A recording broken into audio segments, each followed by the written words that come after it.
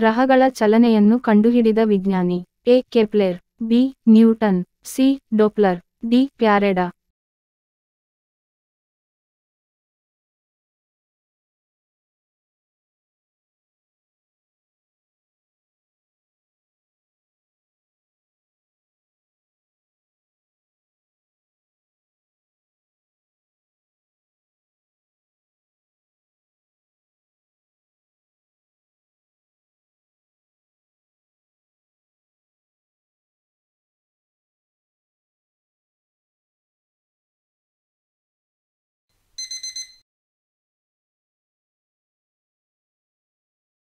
ಸರಿಯಾದ ಉತ್ತರ A Kepler. ಉತ್ತರ ಏನಾದರೂ ತಪ್ಪಿದ್ದರೆ ನಮಗೆ ಕಾಮೆಂಟ್ ಮೂಲಕ ತಿಳಿಸಿ.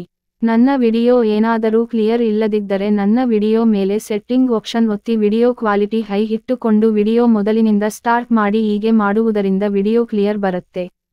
ಹೆಚ್ಚಿನ ವಿಡಿಯೋಗಳಿಗಾಗಿ ನಮ್ಮ ಚಾನೆಲ್ ಸಬ್ಸ್ಕ್ರೈಬ್ ಮಾಡಿ, ಲೈಕ್ ಮಾಡಿ, ಶೇರ್ ಮಾಡಿ ಮತ್ತು ಕಾಮೆಂಟ್ ಮಾಡಿ.